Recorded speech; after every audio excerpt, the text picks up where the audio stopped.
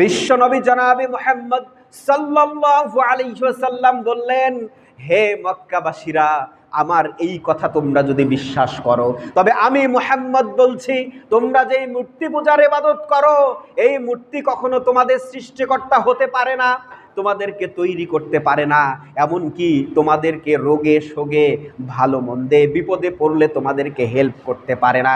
এমনকি এই মূর্তির একটা নাকের উপরে মশা বসে যদি মুখের ভিতরে পায়খানা করে দেয়, এই মূর্তির ক্ষমতা নাই মশাটাকে তাড়িয়ে দিবার। তোমরা যেই মূর্তির ইবাদত করো, পরকালে নাজাত দিবার কোনো যোগ্যতা এই মূর্তির নাই। তোমরা যদি পরকালে নাজাত পেতে চাও, দুনিয়াতে যদি শান্তিতে বসবাস করতে চাও, তাহলে এক স্রষ্টার ইবাদত করতে হবে। তোমরা সবাই এই মূর্তি পূজা বাদ দিয়ে এক আল্লাহর ইবাদত করো। রব্বানা ইন্নানা আমান্না ফাগফির লানা যুনুবানা ওয়াকিনা আযাবান্নার। রব্বানা, হে আমার প্রতিপালক, ইন্নানা আমান্না, নিশ্চয়ই আমরা ঈমান আনলাম, ফাগফির লানা যুনুবানা, সুতরাং আমাদের এতদিনের গুনাহগুলো তুমি মাফ করে দাও, ওয়াকিনা আযাবান্নার, এবং দোজখের কঠিন আযাব থেকে আমাদেরকে রক্ষা করো।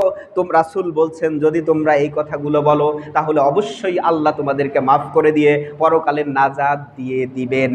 এই কথা বলার পরেই রাসূলের নিজের চাচা, রাসূলের জন্মতে এত বেশি যে খুশি হয়ে একজন দাসীকে আজাদ করে দিয়েছিল, সেই আবু লাহাব তার সামন থেকে একটি পাথর খণ্ড উত্তোলন করে রাসূলের দিকে ছুঁড়ে মারার ইচ্ছে পোষণ যখনই করবে, তখনই আল্লাহ সুবহানাহু ওয়া তাআলা এটা মেনে নিতে পারেন নাই। আল্লাহ সাথে সাথে কোরআনুল কারীম নাজিল করে দিয়ে বলেন, তাব্বাত ইয়াদা আবি লাহাবিন ওয়া তাব্বা মা আগনা আনহু মালুহু ওয়া মা কাসাব। আল্লাহ সুবহানাহু ওয়া তাআলার কাজ করবার জন্য বিশ্বনবী যখন মানুষকে দাওয়াত দেওয়া শুরু করলেন, সর্বপ্রথম রাসূলকে যে সবচেয়ে বেশি ভালোবেসেছিল আবু লাহাব, তার রাসূলের নিজের চাচা, তিনি ইসলামের দাওয়াত পছন্দ করতে পারেন নাই, আল্লাহর কথা, আল্লাহর দাওয়াতি কাজ পছন্দ করতে পারেন নাই, রাসূলকে মারার জন্য পাথর নিক্ষেপ করলো।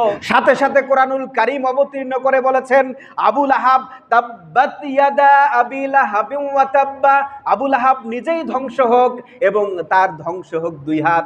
শুধু তাই নয়, আল্লাহর রাসূল সাল্লাল্লাহু আলাইহি সাল্লামকে মারার জন্য যারা চেষ্টা করেছে এবং রাসূলকে যারা মারতে চেয়েছিল এবং যারা সহযোগিতা করেছে, তাদের ক্ষেত্রেও আল্লাহ বলেছেন, সায়াসলা নারান যাতা লাহাবিন ওয়া ইমরাআতুহু হাম্মালাতাল হাতাব। রাসূলকে শুধু মারা নয়, মারার চেষ্টা করা নয়, মারার ক্ষেত্রে যারা সহযোগিতা করেছে, আবু লাহাব তো নিজেই ধ্বংস হয়ে যাবে, তার স্ত্রীও সেই ইন্ধন বহন করে জাহান্নামের আগুনে জ্বলবে। বলেন নাউজুবিল্লাহ। রাসূলের চাইতে ঈমানদার ব্যক্তি, আল্লাহওয়ালা ব্যক্তি দুনিয়া সৃষ্টি থেকে কিয়ামত পর্যন্ত কেউ কোনোদিন আসবে না, আসেও নাই। সেই নবী আল্লাহর পথে মানুষকে আহ্বান যখনই করতে গিয়েছে, তখনই তাকে বাধা দেওয়া হয়েছে, মারার চেষ্টা করা হয়েছে। বর্তমান যুগেও আপনি যদি ইসলামের পথে মানুষকে আহ্বান করতে চান, আল্লাহর পথে মানুষকে আহ্বান করতে চান, আবু লাহাব যেমন আল্লাহ রাসূলকে ইসলামের পথে আহ্বান করার কারণে মারার চেষ্টা করেছিল, বর্তমান যুগেও কিছু লোক থাকবে যারা ইসলামপন্থী ব্যক্তিকে, কোরআনের কথা বলা ব্যক্তিকে অবশ্যই মারার জন্য চেষ্টা করবে, কিছু কিছু ক্ষেত্রে হয়তো মেরেও ফেলবে। কিন্তু চিন্তার কোনো কারণ নাই।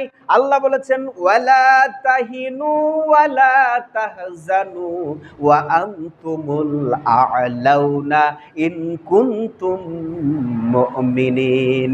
তোমাদের চিন্তার কোনো কারণ নাই, হতাশারও কোনো কারণ নাই, তোমরাই বিজয়ী হবে। তবে শর্ত হলো এক, আল্লাহর প্রতি অগাধ বিশ্বাস স্থাপন করতে হবে।